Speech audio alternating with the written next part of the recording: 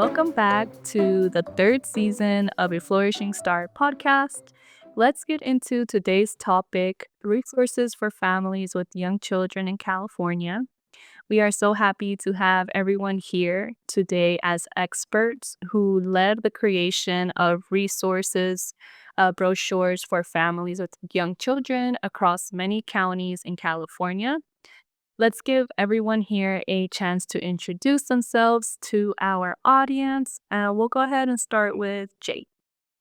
Hey everyone, I'm Quijay. I use the she, they pronoun series. I've been at CYC for a while now, first starting off as a member of the Alameda chapter and the SF chapter, then going on to be the South Bay CAC before I transition into the role that I'm in right now, which is the special initiative projects at CYC, addressing more niche identities like working with juvenile justice youth as well as addressing the root cause analysis of foster care involvement with young parents.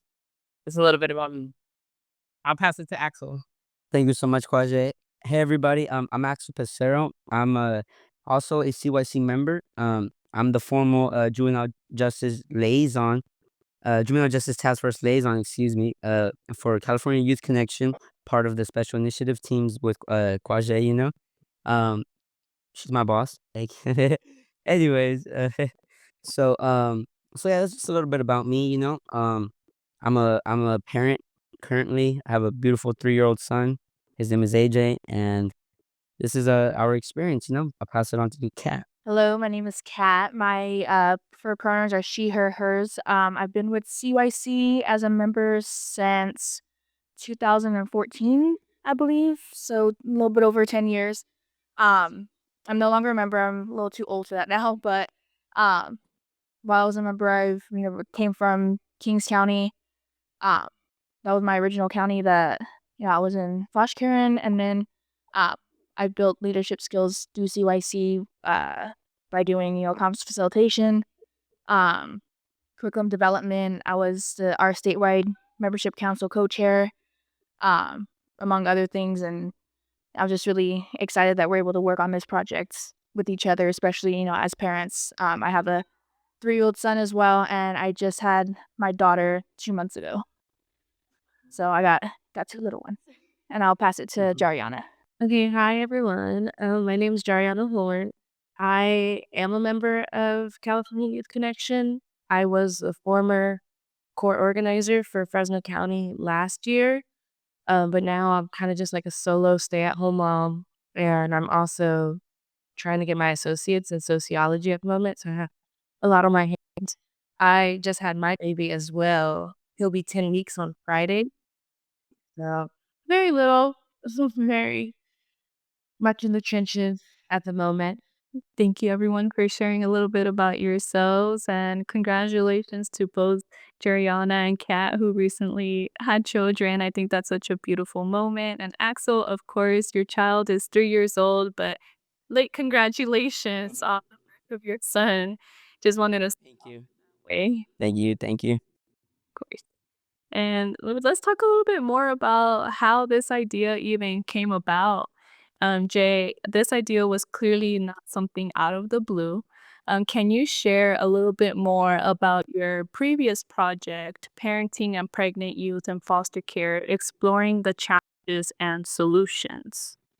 Yeah, of course. Well, for those who are avid listeners, you probably heard of Chris Torres. She definitely spearheaded this whole project, raising to our attention something that's been on the outskirts for way too long and heavily relevant when we talk about things like root cause analysis. Like, what about the parents? How do we interrupt the cycle of generational involvement in foster care? Because in the research that, in our literature reviews and things like that, and the development of our own research, we saw that being a trend. So along with that whole cohort, Briasia, Aramis, Sabrina, um, I'm missing one, Elizabeth, everybody, Galley. We sought out to do a YPAR project, which is a youth participatory action-based research project. And from that, we saw 2 main areas in like a very complex, diverse issue, which is the amount of resources that were available, and then the access and experience accessing those resources. And so what this project did is to assess that second issue, which is like limiting the barriers to resources that are already existing. It's one thing to get more resources for an issue, but if no one's able to access them, this problem isn't being relieved. So we saw that as the immediate barrier to potential relief. We know that there's not a lot of resources out there for fathers either. So having a male on that team really brought that to light, and as well as like the expertise that Axel brings really just continues to bring that to light.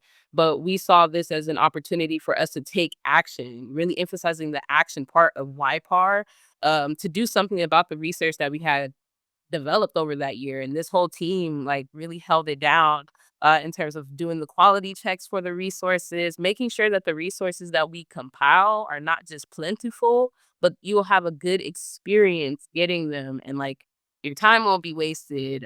And we see this be such a huge issue. It's not perfect at all, but it's a step in the right direction. Yeah, and let's talk a little bit more about why these brochures and resources are needed. And this is a question for everyone to answer. But what is your take on why a resource brochure is needed for families with young children? So, I guess I go first.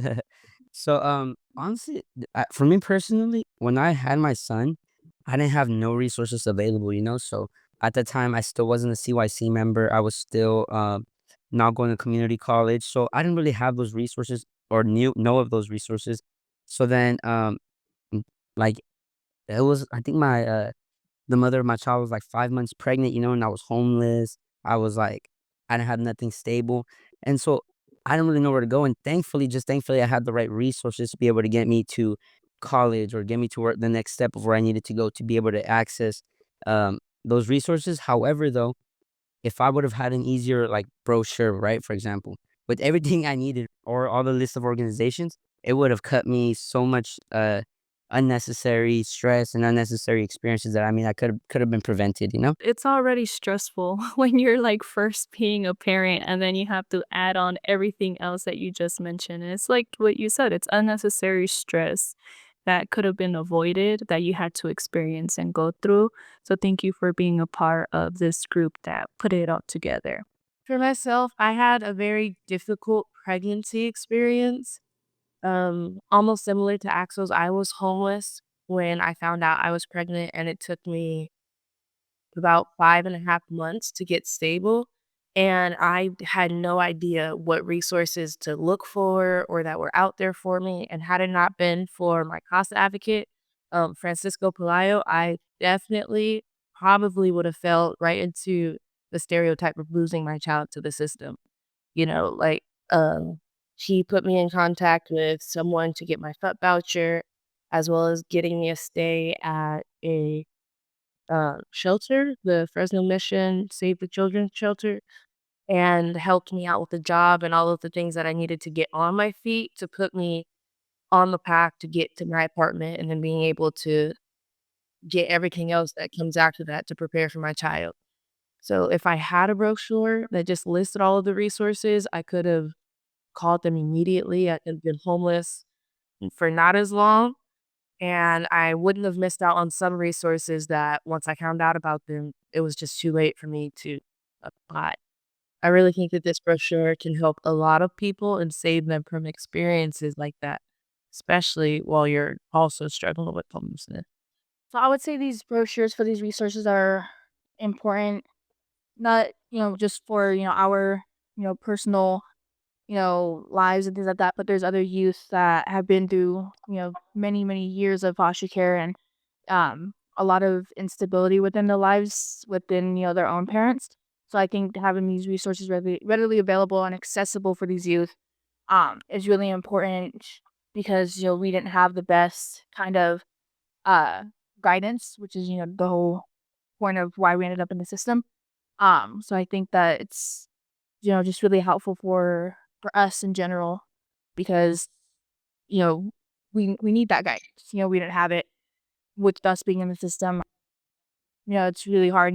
I think all three of us have had, kind of this a similar experience becoming parents. Who we're struggling. We didn't really know where to turn to. We didn't know what resources were available, and I think we really need to make sure, like, our youth are okay, becoming parents and they have everything that we need. Because at the end of the day, our youth are really our, next generation, our future and things like that. So, how can we make sure that our future is, really on the right path and, our youth are doing good. We can't make sure that they're having the proper resources to achieve that. Exactly. And for me, it's really just about that experience receiving resources, like having something tangible in a place that you might walk into, in a place that, by us choosing, it's kind of like already community approved, a trusted environment to go in and kind of sift through those resources. This is like considering people's access to the web, that whole trying to navigate and find resources on the web can be very, very overwhelming, as we've all experienced in gathering these resources. So just having something tangible that kind of like consolidates the like main categories that we saw a need in. Of course, it's not going to encompass everything at all, but it is the start of something. Like this is spearheading something that CYC's been wanting to do for a very long time, which is create a resource hub on our website. So all of the resources that we didn't get to fit, which was, I think we scanned over 200 resources and we probably checked out over 100, and that's okay. But having that be a space where people can go to where it's consolidated for them, minimizing the time that it takes to find that, like just kind of giving people a starting point. Like maybe you coming in and you're just everything's happening and you don't even know where to start. It's hard to ask somebody for help if you don't even know where to start. So just having these kind of categories be a guide for people to start to understand what's available to them. I find that be powerfully impacted, and it gives a sense of relativity too. Like being able to do a brochure for different regions, understanding that different regions have different resources as well as like experiences available. So making sure that those are tailored to those specific regions, and the folks in those regions also kind of just makes it feel a little bit more personal. Yeah, definitely. I wanted to add on to that. That yeah, no, for sure, that's a very big thing. Because I'm in the Los Angeles area, right? So I know that over here the resources are probably a lot. There's probably more resources over here than like the smaller communities. So definitely being able to find like easy access is very important. Because like I'm not gonna be like I could be just imagine if I know Quijay, right? But she's back when she used to be up in Sacramento. If she were to send me resources up there in Sacramento, I'm over here in LA, so it's kind of like. But Mhm. now CYC, since it's statewide, we're able, and especially if we just go to their website, we'll be able to find exactly what areas if you're in that. So definitely very helpful. Mhm. Thank y'all for everything. I know so far we touched a little bit on some stories that y'all have had navigating resources. I wanted to see if there were any personal stories that y'all want to share about a time where y'all were seeking help for yourself or your child or during your pregnancy, um, or when your partner was going through their pregnancy where y'all were turned away and or actually supported. Um, so for me personally, one of the biggest issues I keep running into is so I'm the father, right? So since I'm all right, so basically we co-parent, but my child does stay with me. At least I want to say like 3 or 4 days out the week. Whenever he comes over. So he'll be here for like almost a whole week type thing, right? And I know that by like standards of like taxes, I'm not allowed to like put him under my taxes. So that means he's not under my dependent, right? So a big issue that I'm finding is even though that I pay for my son and I pay child support and then like he's actively in my life for multiple days staying at my house, I don't get the same resources the mother gets. Like automatically off top, they're gonna it just for I like they're just gonna count me out, I guess, or tell me to tell her to apply. But it's just like I'm asking for the resources because obviously, like we got two different things going on. She has family. I don't. Mhm. So that's kind of like a big issue I've been running into with me being the dad. But yeah, thank you. Thank you for uplifting that story, your story, Axel, when it comes to taxes, something that we don't get taught in school. And even if we did, it's not like they're going to teach you exactly what we need. And that's just a big one that I am happy you brought up. Jryana? One of my main issues was getting help from the county, I guess. Uh, I had some difficulties during my pregnancy, and I kind of stopped working a little bit earlier than people usually would, going on leave for my job. And they wanted all this proof that I couldn't get. I have transportation issues. It's very hard for me to get from point A to point B. And I feel like they were just making it a lot more difficult. I was supposed to be getting my cash aid before I even had my child, and that didn't happen. But not only that, they ended up cutting my food stamps from what it was previously, $200 all the way down to $76, and that just wasn't doable for someone who didn't have an income. I wasn't receiving disability or anything of that nature, and I still had bills to pay. And every single time I would go down there or speak to someone on the phone or add whatever they asked me to add, online to my case, it just wouldn't change. I didn't get any changes until my baby was about a week old, which I'm grateful for, but it really put me in some hard circumstances prior. Because, $76 isn't enough to cover food for the week. So I'm pulling from my savings that is supposed to be for my child when he's born to cover what I need to eat nutritionally while I'm pregnant, as well as paying for my bills. And I just feel like they weren't hearing me. And it's not fair for someone in any circumstance, but especially mine, to be going through that when you have one job. Ca um, I would say one thing that was still kind of an issue, um, is my firstborn, my son, his father was not in the picture until he turned 2. Um, so the issue that I was having was in order for me to get my benefits through the county, I had to open a child support case, or attempt to. But I found out that I couldn't, because legally I am married in the state of California, so they don't allow we're not together, but like we're separated, but legally like it's still, a legally binding marriage. Um, so in the state of California, that would make uh my legal husband my son's father, so they wouldn't allow me to open a child support case with my son's biological father, which was prohibiting me from getting my full benefits as well. Because they said that it was, non-compliant with the county and things like that. But legally I couldn't open the case, like the child support department would not allow me to. Uh, and so that kind of messed up a little bit of the support that I was getting when I had my son originally.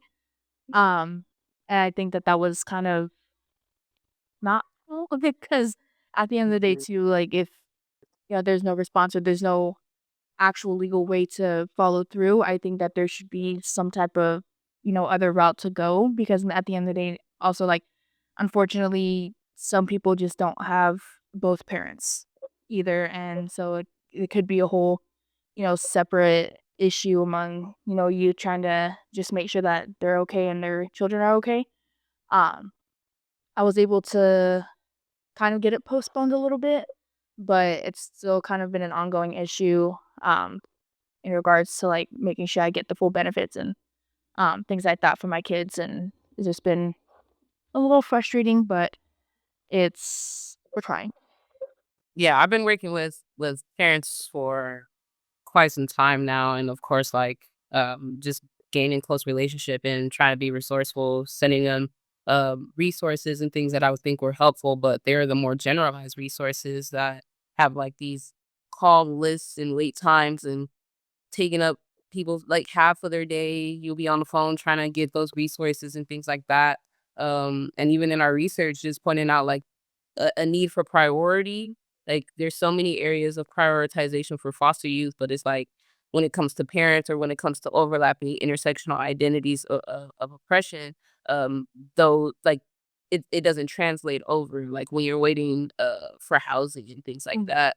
Um, and this, of course, like, changes depending on what region you're in. So if you're in a region with less foster youth, chances are the resources are gonna be, like, slimmer versus somewhere like Los Angeles and things like that, where they have prioritized housing, and even that is, like, a tricky situation, uh, that a lot of people face barriers with, and I would like to see that just cleaned up a little bit, 'cause if these resource houses or, like, these big departments and these popular, areas of resources, are what people know, they should have a better experience in getting the resources. Like, nobody should be having an urgent issue be treated like nothing because there's a whole bunch of people in line.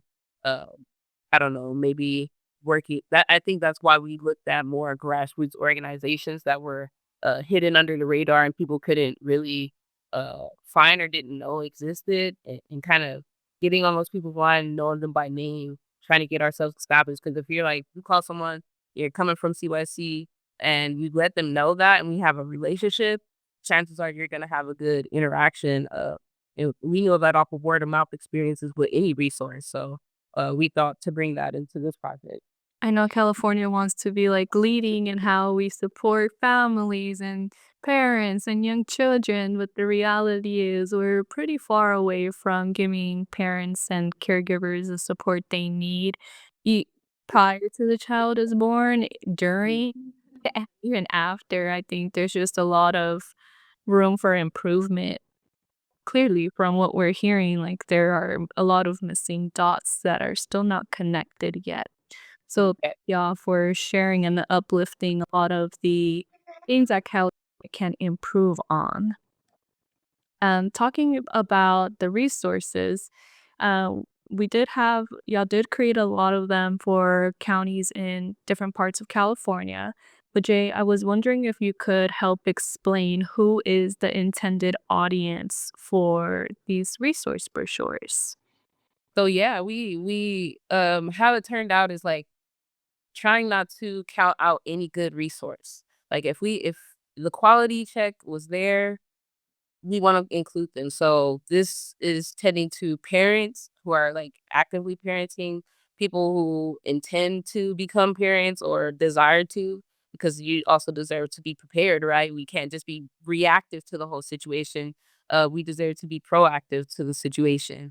And foster youth, so system impacted folks, really trying to tailor in those resources for those specific niche groups, and sometimes that overlapping into, like, more like broad categories where it's just like a resource for parent or a resource for someone who's been in the foster system or a resource for both. So including those as long as they, kind of fit that quality check and seem like it will be a good area to turn somebody. One thing that I really liked about the brochures is that there are multiple ranges and categories of resource types. Jay, could you just name a few of the buckets of resources that y'all culminated? Yeah, so it's again, each brochure is relative, but for the most part, um there is this element of like housing and counseling services, like just kind of like speaking to those more immediate needs. Then we have like legal support, like foster care support, anything that'll help with those specific things, because like it can get like legal matters, and you want to be able to be informed if you're especially like involving a kid. And then of course like youth development and advocacy, understanding like this is a developmental process, and if you want to get involved in either the advocacy, knowing that there's so much work to still be done and being able to find community there. Like even in this group right here, like so much has happened in the span of this project. And we had champions just like as they're going through their own life, still thinking about the folks who are coming after them, bonding through it all, and then like generating a masterpiece, which is our resources. And then we also have like employment services where people can reach out in regards to employment. And am I missing anything? Mental health and wellness. Of course, we have mental health and wellness because again, this is such a big thing in terms of like just not only having the basic needs met, but being able to cultivate an environment that's healthy for a child. so that we're not transmitting these like generational things that have been holding us back over into the people that we're raising, you know. So I think that mental health is such a critical thing, and being informed about mental health. Like I said, so many foster youth are just soldiers, like really having to muscle through so much that they're not aware of the avenues of support they can get mentally. Like people not even knowing that they're going through postpartum and like experiencing misdiagnosis. We talked a little bit about that sort of stuff. So kind of pointing people into a direction where they're gonna have a healthy experience trying to heal themselves, instead of feeling like they shouldn't because they fear being, judged or labeled or potentially putting a CPS case on their file. So really tending to the mental health, knowing that that's critical in terms of like just being able to show up for yourself and for your child. I just wanted to uplift that last part right there, Quijay. That's very big for me. The that's my worst fear. And sometimes I feel like that really limits how much I can do for my son. Because of fear of like, okay, so I know that these, like, let's say for example, I'm actively trying to be in my son's life as best I can, right? But the system isn't really designed for, because it's not. I mean, it's not normal for. I guess it's not normal for a father to want to do that, right? So me trying to, like, let's say if I want to see my son more, or if all of a sudden I'm blocked for weeks and I can't get in contact with, trying to get in contact with my son, I'm scared that if I go and open a case because of what I've experienced, you know what I mean? I'm just like, I don't want him to. I don't even want to risk that. So I'm just like, okay, so maybe part of the best decision is just like trying to see until, like, wait it out. But it's not. You know what I mean? It really like it messes with me mentally, just like like Quajay said. For sure. Yeah, no, and that's real. It's so often that I've heard people trade off the opportunity for receiving a resource because that didn't supersede the fear that they held. And they're right to hold these sorts of fears. Like they get um kind of reinforced often, like the biases that people experience, and of course, like in the paternal experience where it's just like in California, we know how it is. It's like they don't really focus on the paternal party, and oftentimes they, even if the paternal party is filing the complaints, like they're gonna start looking at you, like, So it's one of those things that um it is an area of improvement for sure, but it's just sad when there's mental health resources available and they're not being taken because the fear is too great. And so what we try to do is just find places where we felt like, yeah, we can send someone there and have confidence that they'll not experience that fear, or if they do, like, it'll be quelled by whoever they're communicating with and getting resources for. Yeah, I appreciate you, Axel. Yeah, no worries. Thank you. This is the part in the podcast where Axel, Kat, Jryana, Jay, y'all can ask each other questions about the processes or anything that's on your mind that came up as y'all were a part of this cohort creating these amazing brochures. Feel free to ask whenever y'all want, but it's okay if we have a little bit of silence before any questions actually do come up. Yeah. Yeah. I just honestly, you guys are so incredible. I want to know what has been helpful in terms of managing not only being a parent, but you guys are like out there being students, maybe you're a single parent and like you're actively in a position to be receiving the resources that you're gathering for folks. And I want to know, like, what drives you to continue to show up not only for, like, this project, but ultimately for everybody that this project will touch. Cause that's a lot. I don't know if I know my heart is good, but I swear y'all's are much, much bigger than mine, because if I was, like, actively a parent and in school, like, I'm not hopping on a Zoom call to call and be on the phone and try to figure out how I can get a resource from someone. I should not have to pick. You guys did it. If I could go first, I'll definitely say that there has definitely been just kids in general. I've always had a very soft spot for kids. Even though sometimes it may not seem like it, I'm definitely the person to say, "You can't bring your children over here. I cannot babysit for you. I'm so sorry." But it's really because I get really attached to children, and I believe that they should always have the best chance starting out. They didn't ask to be here, and they definitely will feel the repercussions of anything that is happening to their parent. And for their parents to be set at a disadvantage, even though they want to try their hardest to give their children the best life, and then they fail because the resources are either hard to find or failing them, I don't feel like it's fair. When you are trying your best to give your child the best life that you can, there should be no obstacles in your way. And I've never really experienced that firsthand until I became pregnant myself this year. This entire year was my switching from a young I get just a young woman who to a mother type trope, you know? And experiencing firsthand how hard it is made me want to try even harder to alleviate a lot of that stress for people around me. I've mentioned before, not in this podcast, and new knowledge to you guys. I have a friend who fell pregnant right around the same time as me.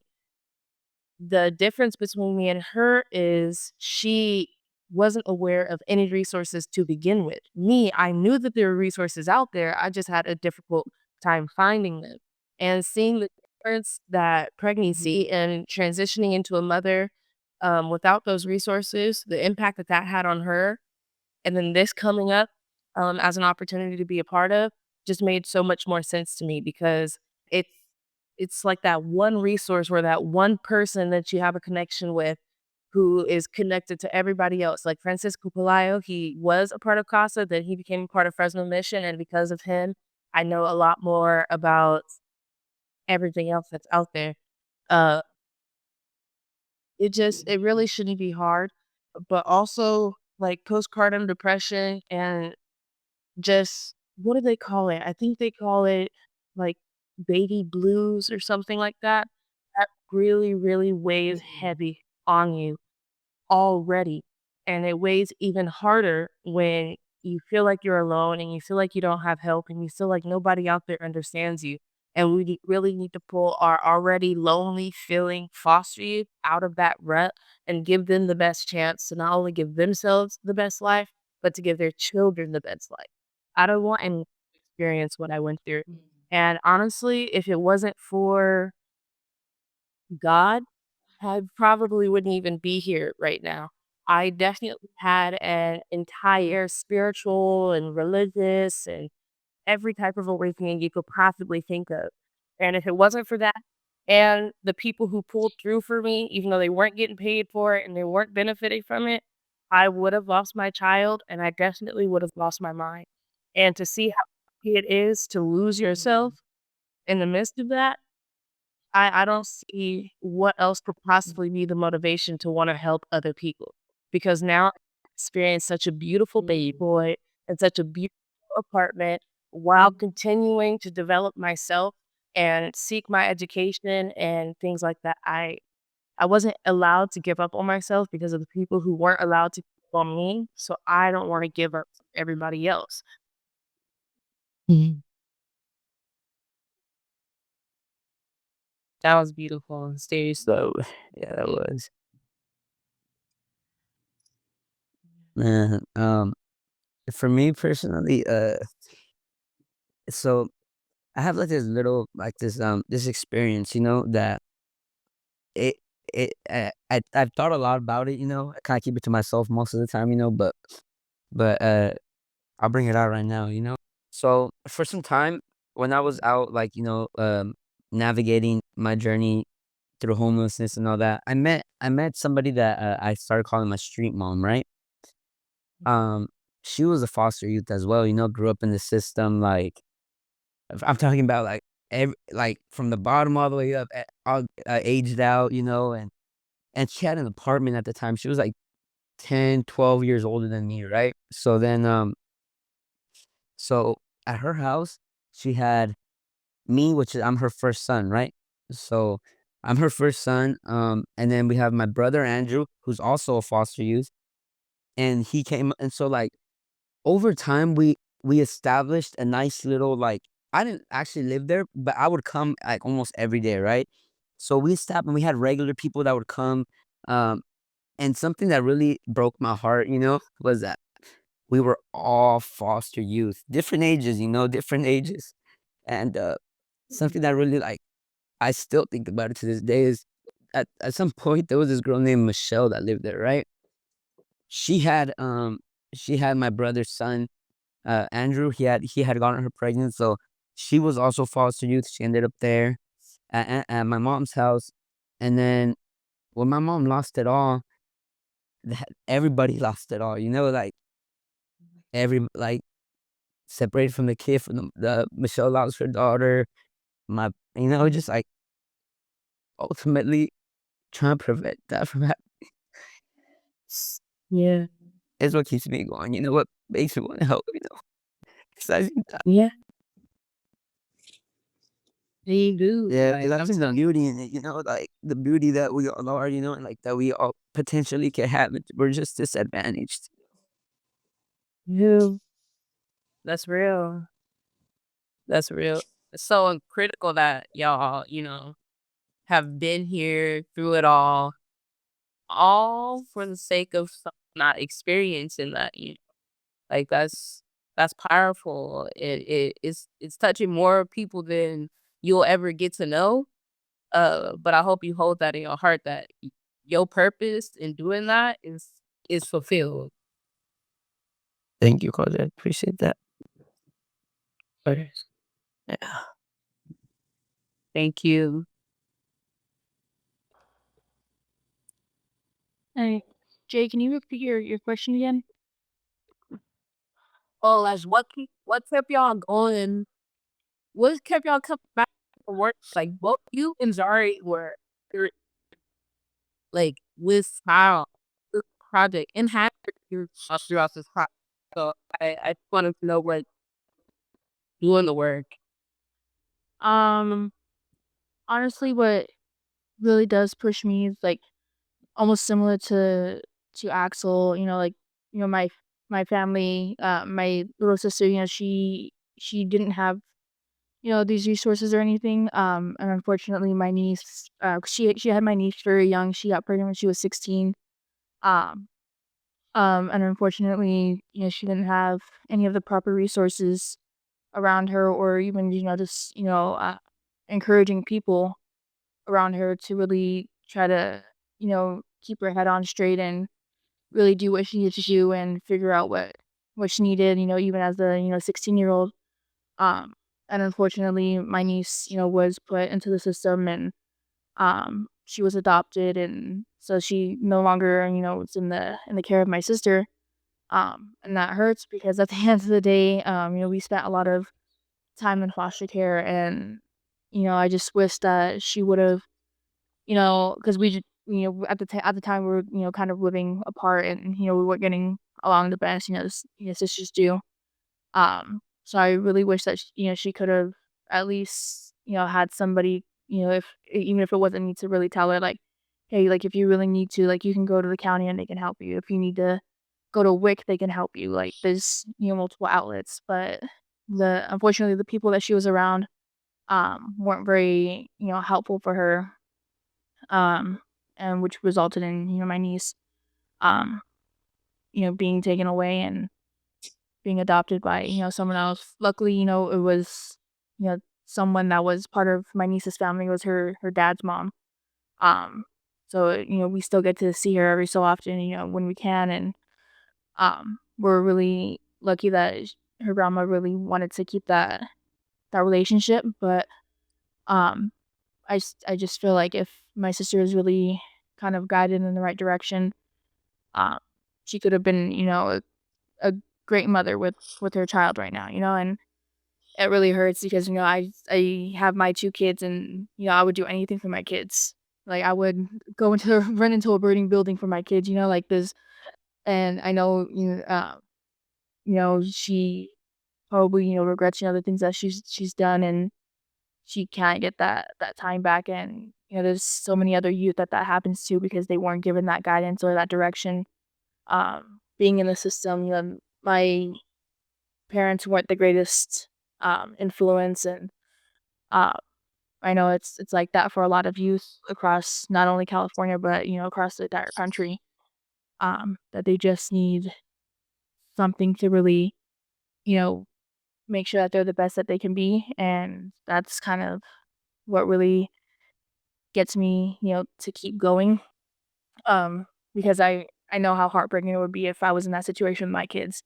And I know that would be the same for, Axel and Jryana as well. Like we go to war for our kids. So uh, if we can prevent other youth from being in that situation or feeling that way and, losing something that, is very important to them, why not do it, So like there's a quote that I see a lot that's like be the change that you wish to see in the world. And we can't expect other people to do it if we don't jumpstart it. So I'm really thankful for this project and Axel, Jariana, and Quijay. Um, because at the end of the day, we're being the change we want to see, even if it won't affect us directly. We know that we're helping other youth, other children from not being in the same situations that we were in. Yeah, you guys are literal like soldiers, superheroes. Like you guys are just who like honestly, like your hearts, y'all deserve everything, like you deserve the fruits of your labor and I hope that y'all get y'all flowers in real time.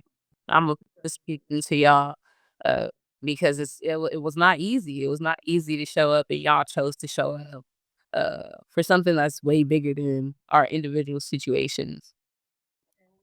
Thank you. So each all. I have a question. Axel, I'd like you to explain your experience on the paternal side and what difficulties you ran into as we were creating the brochure, trying to, I guess, bring the diverse aspect to the brochure. Because as we all know, minimal resources already, but a lot of those resources are directly for the maternal aspect. So so yeah, thank you so much for that question. So honestly, this is something something that I kind of had to. It was like I had to put my own like needs and my own like feelings aside, because ultimately a lot of the resources that I searched out, there was honestly no help from else, like even even some of the best ones that I know are great from others, which I personally know friends that are receiving services from uh but they have absolutely no services for fathers, like they'd be like, "Oh, okay, we're gonna put you on the list for this program, but I just want to let you know right now that there's currently no funds in it right now." Like, and it's just like, kind of like one of those things like, okay, like, thank you. You know what I mean? It's not really like, and then so I I went by from what's on the brochure is basically like those organizations that are the best at maybe not the father side of it, but at least females wise, they're gonna be there, and that's something that hopefully will change in the future. You know what I mean? Like hopefully by me bringing it up, hopefully somewhere down the line this changes, but ultimately for fathers it's slim to none really. There's really no resources for fathers. And that's like a challenge, and that's like I've experienced this throughout my whole experience, even with community college, even with like any type of benefits for anything. That's always the same issue I run into. Nobody, nobody believes nobody believes that the father's like trying to like, or they think they're trying to scam, or like I don't know what they think, but there's no resources for fathers currently, like yeah.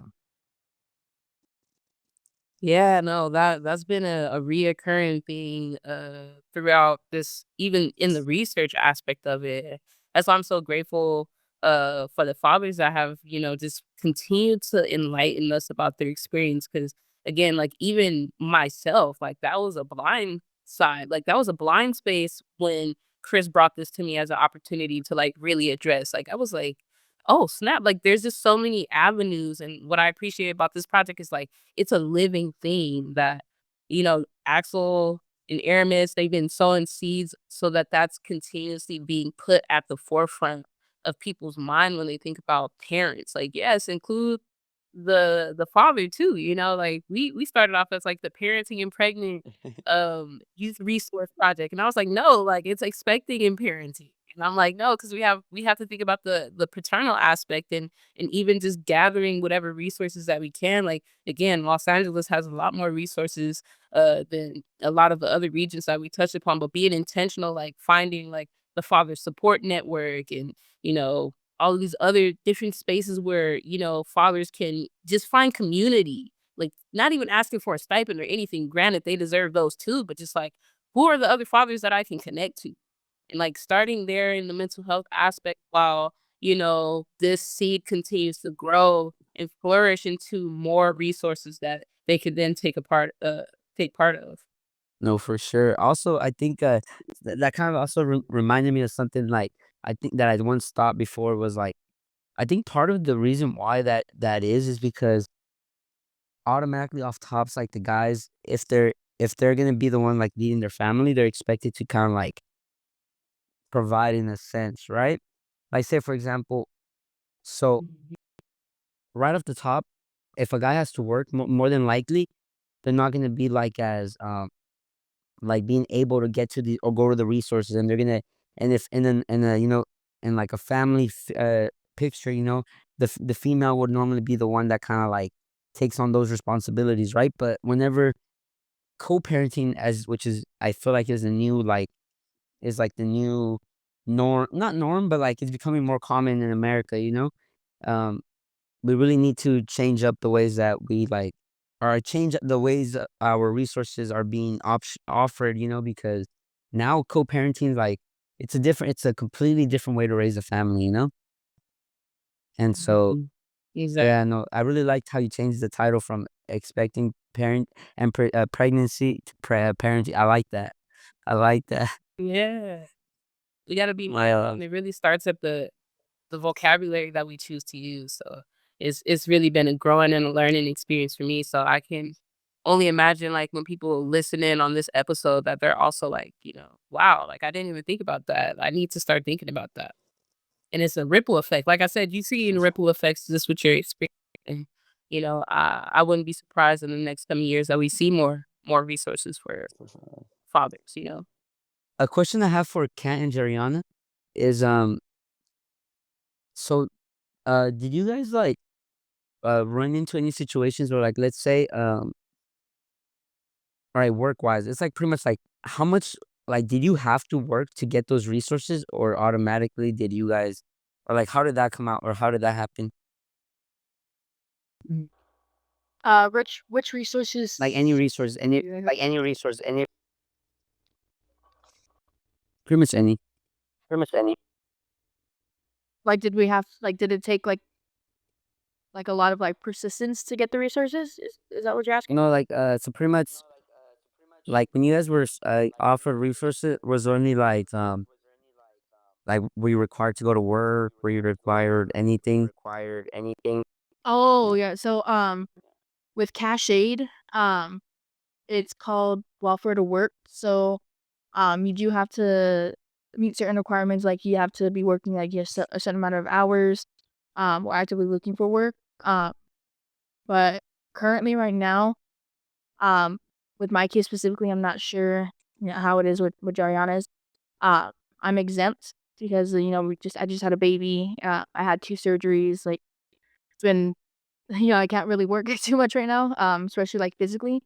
Um, so there is requirements, but there are certain things that do um that qualify for like exemption. So I think my exemption is until December right now, but I think they're gonna extend it until my daughter is 2. 'Cause that's what they did with my son too, because I had surgery with him as well. Uh, I'm not sure how Jariana's is, if it's the same or what, but I'll let her uh, talk about what she's got. While I was pregnant, they were telling me that I needed to be working to receive cash aid. But then once I did start working, they did everything in their power to not give me the cash aid while I was working.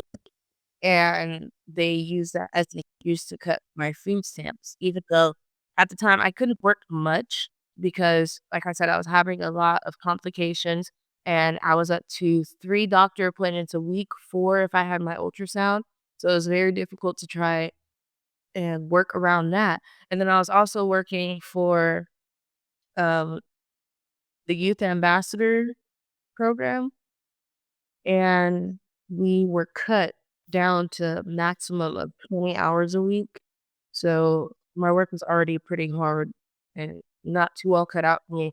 But once I stopped working, which was August 1st, and I didn't have my baby until September 20th, they still gave me difficulties on giving me my cash aid and my food stamp.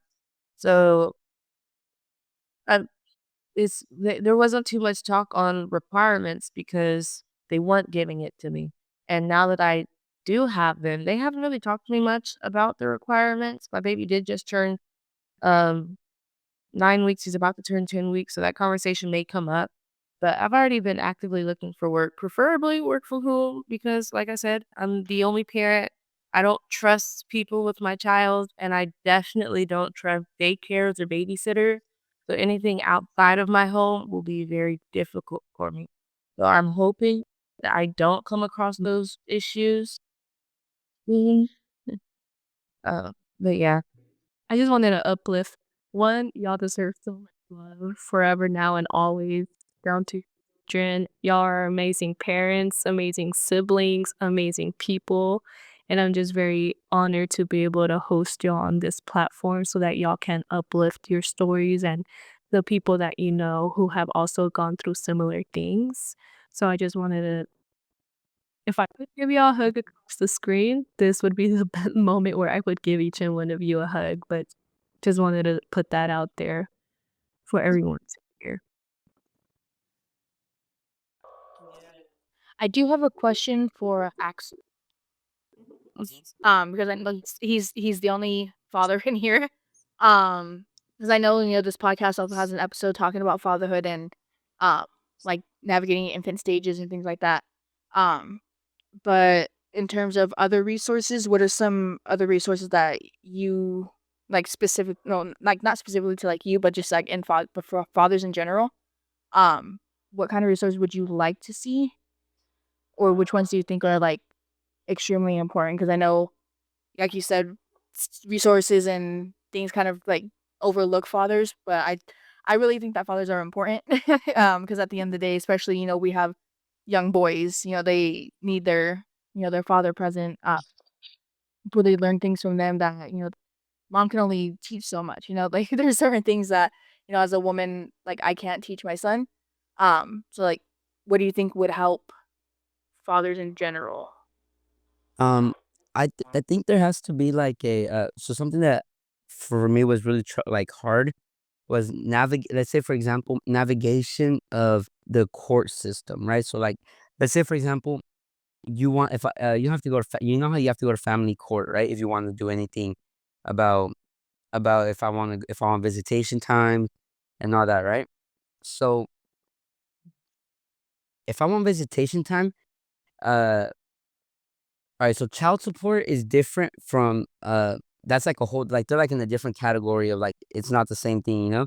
So freaking, and those, like, resources offered to where, like, fathers can get some guidance on how to navigate like, those in a way to not or just, yeah, just navigate them in general. Cause like, the reason why I'm so scared about open or trying to get my visitation time with my son and just instead relying on, like, whenever my baby mama is like you know what I mean?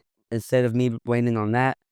The reason why I'm so scared is because like I don't know how to navigate the court system. I don't know that you know what I mean? Like I don't know what's gonna be too much or what's gonna be too little or like so and just in fear of that, I just don't do anything, you know? And I just and then and I have to be like tolerate a lot of things because I want to see my son and I want, And then another resource I would want to see is services like as in like because yeah, it's pretty much tax the whole well, I mean, it's because I feel like the services I want are kinda like there has to be a bigger change, because, like, the way that the services are offered is based only off if your child is your dependent, you know? There's no services offered if your child is not your dependent. And then if the all right, so my baby mama, her dad is the one that claims him, right? And he absolutely is like, he will not like anything with me is just like he will not have it, right? So there's no way I could physically talk to him without him just like completely shutting me out, pushing me away. It even once turned into violence, you know, type thing. Him acting on me, you know, and it's just like, and there's nothing I can really do about it, you know. And that's the frustrating part because I could do something about it, but then who's gonna pay the consequences? My son is, you know. And I don't want to do that, you know. So then part of being the bigger parent is just like, okay, so then I just gotta do it, you know. And like the resources, aside from resources that I want offered, I just want there to be more support for fathers, more like more groups, like you had said earlier, you know, more gatherings to where we can go and just get more information of what to do in these situations, you know. Thank you.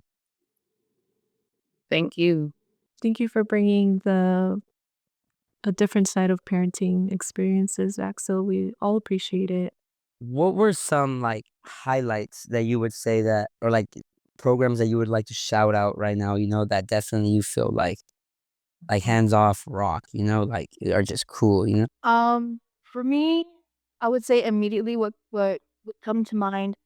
Like Jryana has mentioned a couple of times. Francisco Pelayo, he is one of our Fresno chapter supporters as well.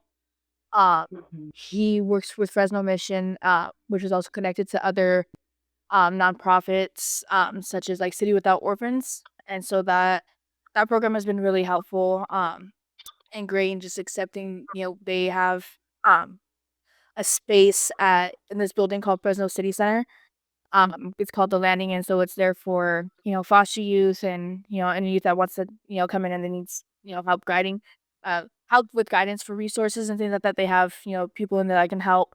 They have, this thing that they call the clothing closet, which is it's not just clothing, but there's also, necessities that they have in there. Sometimes they'll have diapers for the babies. They'll have hygiene products, school supplies and things like that. They have a full kitchen and, a whole like living room, so it's a very comfortable space for youth. Anything that youth need that, may not be in that space at that point in time. Uh, they work to try to, get the youth what they need. I had moved back from Fresno back to Kings County in August. And so, I went down there and, I was like, yeah, I just need, a couple of things, to kind of finish this, moving journey. And, I was lucky enough to where, I went in there and, they didn't have, some things I was looking for, and that's okay. Because, they work off of donations and, you take what you can get. But they went above and beyond and, they asked me, they're like, is there, a list of things that you need for when, like, you move in and things like that. And so, I was able to give them a list, and less than a week later, they called me up and they're like, hey, like, we got everything on your list that you needed. And so I was like, like, that's great because there's not a lot of, people or organizations or, just things in general that will really go above and beyond. Some places will just be like, oh, this is what we have, work with it, whatever, but they really wanted to make sure they're like, hey, like, you're 7, 8 months pregnant, we're gonna try to do as much as we can to make sure that you're okay, your kids are okay. And that organization has been extremely helpful. Francisco has been extremely helpful.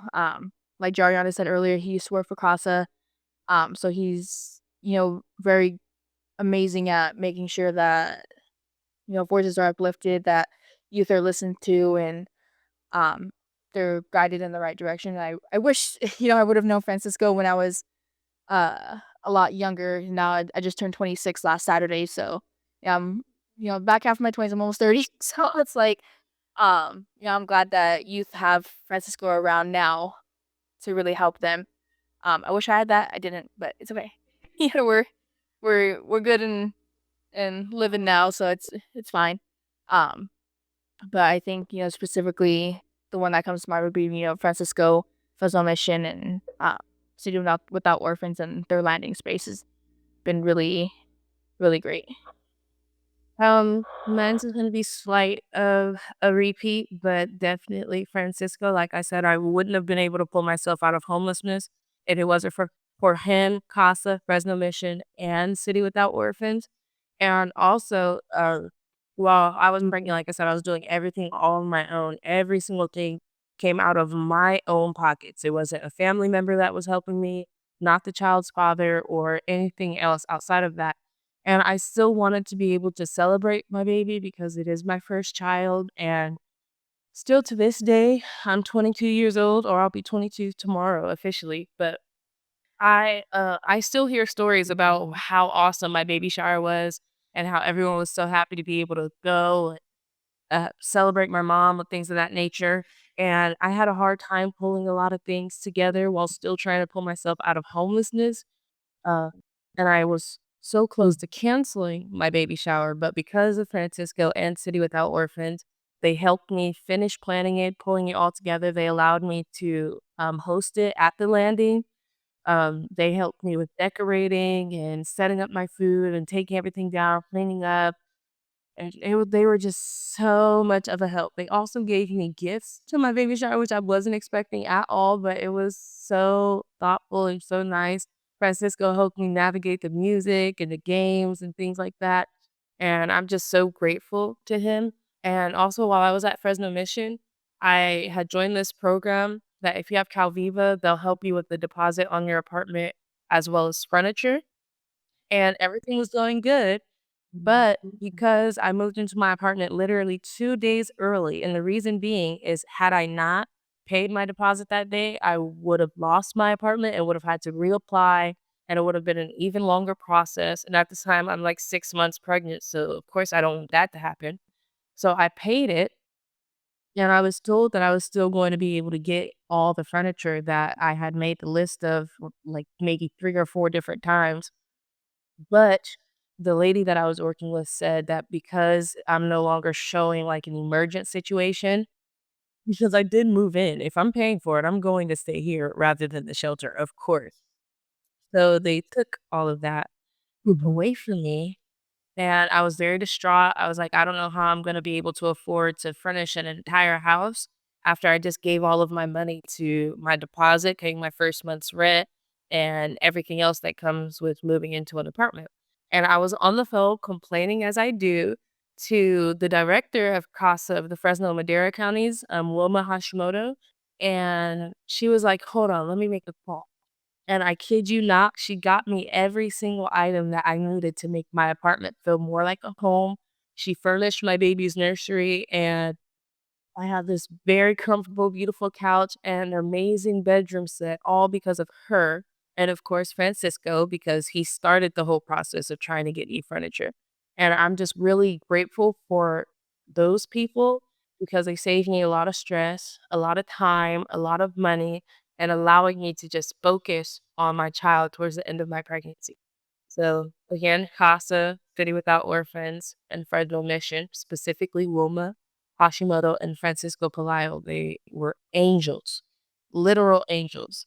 And both of them got to meet my child already, and they are so cute. They took the cutest pictures. And yeah, I was really grateful for them. I would have lost my child a million times over, and probably my child had it not been for them. I really want to meet Francisco, like, I keep, man, he must be a great guy, for real, for real. Yeah. That's the standard. That's the standard for, quality resources. Like having the people who are helping you out meet your child type of like resource, Like that's what all the parents deserve. And y'all deserve it. Y'all deserve to just focus on, whatever you need to focus on in terms of just being a mother, bringing your child, like all that other stuff. Yeah, no. I'm glad that, we had um somebody like him in those resources. Y'all deserve it. That should be like the bare minimum. To Yeah, clo- for real. to close out the podcast today, thank you everyone so much so far for all your effort today.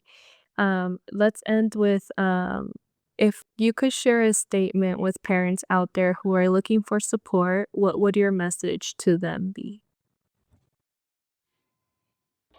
I think my message would be don't give up, because I know a lot of the time when it feels like, it's everything's just going around in circles and nothing's really getting done. It's really easy to just kind of, throw your hands in the air and be like, like I'm done with this. Like I'm not gonna keep doing this. Like it's frustrating. Um, oh, my son just woke up.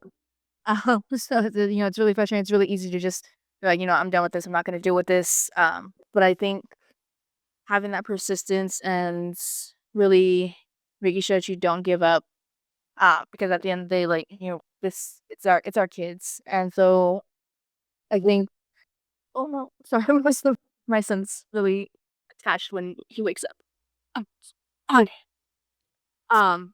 So yeah, I think my advice would be don't give up, because persistence is really what's gonna get things done, and I think that's what a lot of these resources and services expect, because they know that, it's a lot of, in circles and going round and around and trying to figure things out. Uh, sorry, excuse me. Um, by making sure that, not giving up. This is like keep repeating not giving up, so I'm just gonna leave it at that. You have to be that angry, seemingly bitter person to get things done, then be that. Because there is not a single system or program in place that is supposed to make things harder for you. But there are systems and programs in place that are supposed to make things easier for you. And people have a job to do. And when they're not doing that, ask for a supervisor, speak to somebody else. And like Kat said, do not give up, because it could be that one more conversation that you'll have that gets you exactly where you need to be. And it's not forever. The hard part is not forever. A lot of us do have to go through a lot of mud to get to all the glory of being a parent. And that glory is worth it. Being able to watch your child peacefully grow up is worth it. So don't give up on yourself. Be angry if you have to. Yell maybe if you have to. I try to avoid it, but sometimes people do not listen to you until they hear how frustrated you truly are.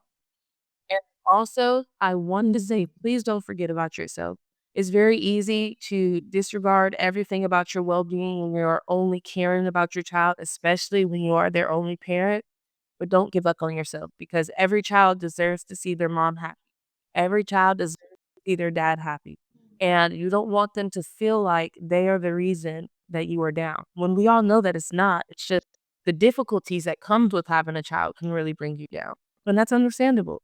But there's therapy, there's meditation, there's journaling, cooking has definitely gotten me through a lot of the hard parts of my life.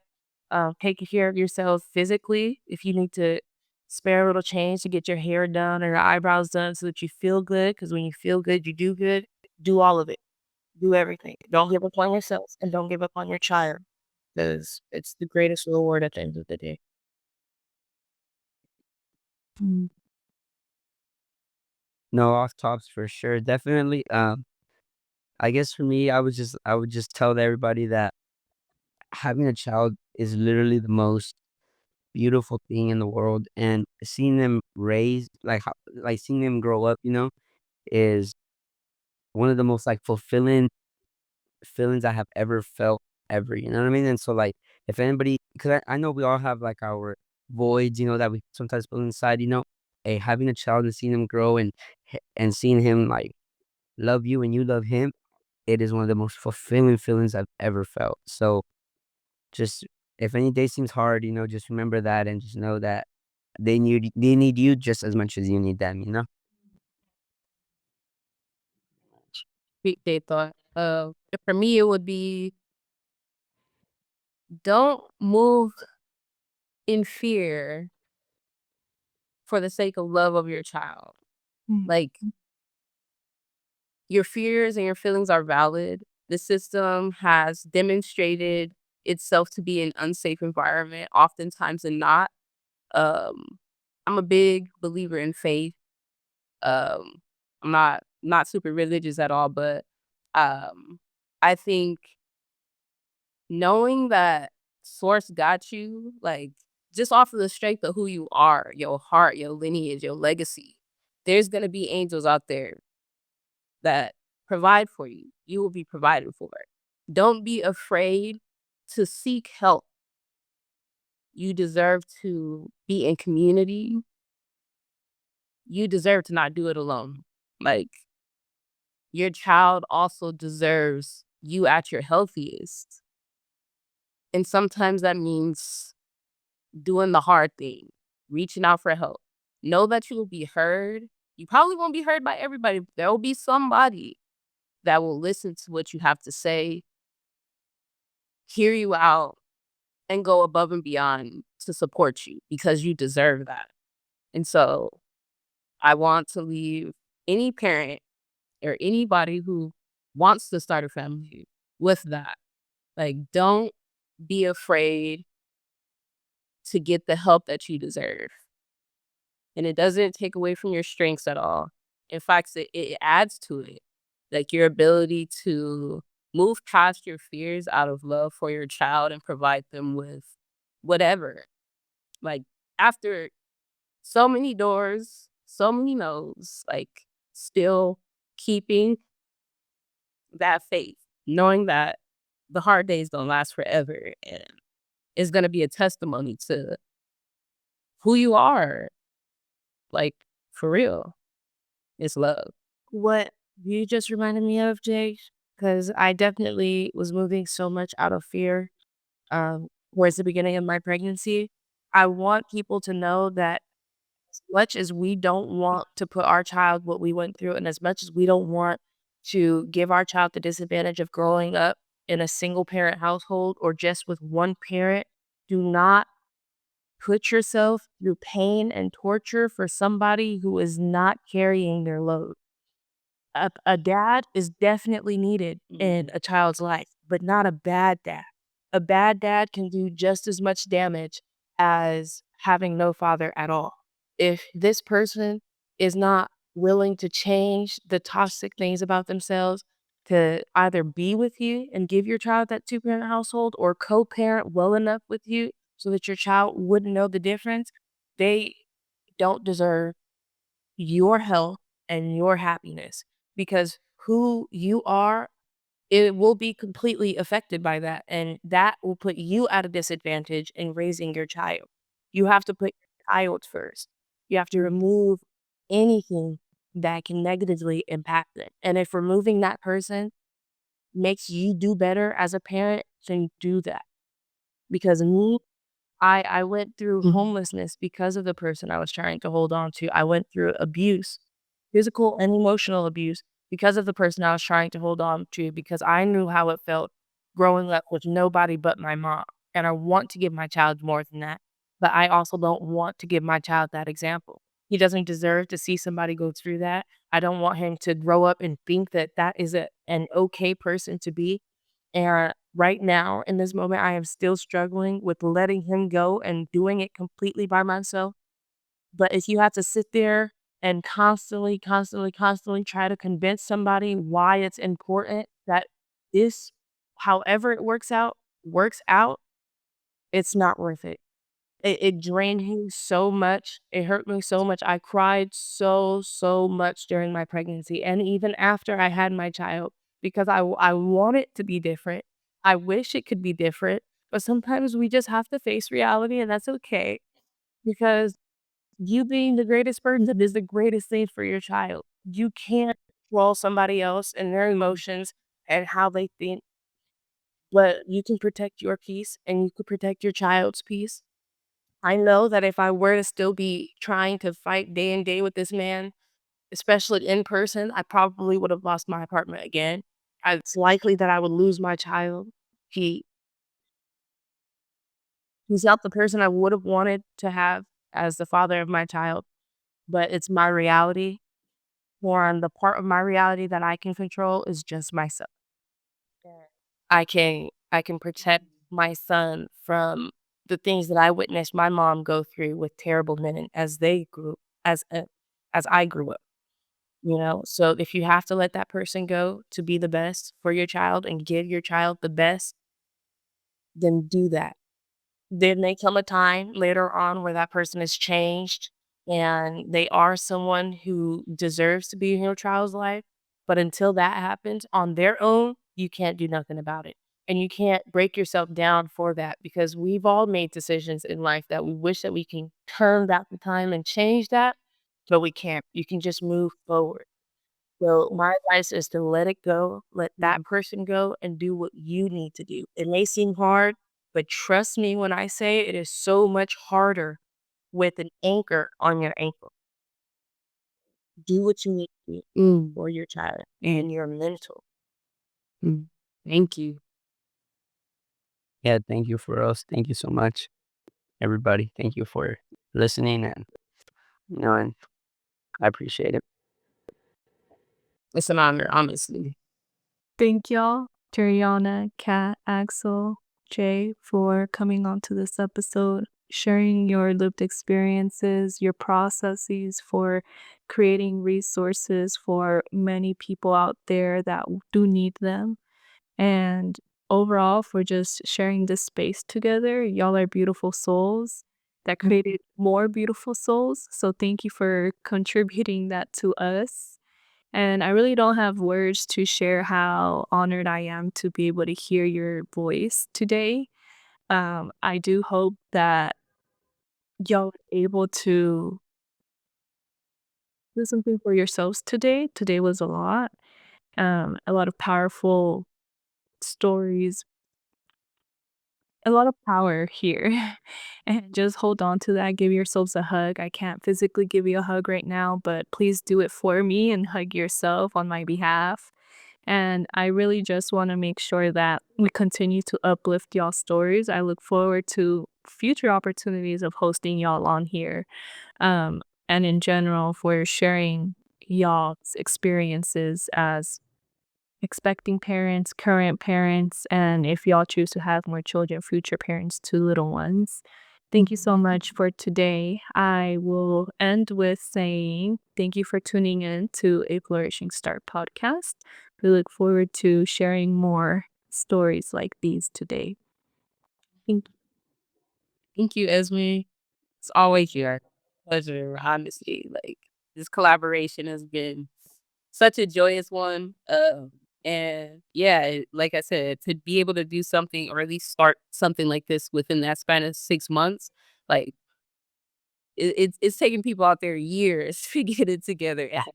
And like this being an opening chapter for CYC, have that on their website. That's something we've been trying to plan like before and this group made that happen. Like y'all are amazing. So Hey, thank you as all, man. Thank you, Quijay. Big shout out, Quijay, because this would not have been possible without her. Like for sure, we got an amazing leader. For sure. hey, look, we in this together. It couldn't have been possible without y'all at all. Like it's really me alongside some amazing folks with great ideas and bright minds and just trying to provide a platform for y'all to just do magic. 'Cause that's what I feel like this project has been. It's just like, wow, really did that. Thank you for joining us today on our podcast. This podcast is brought to you by the National Center for Youth Law. To suggest a podcast topic or to express interest in being a podcast guest, please email health@youthlaw.org.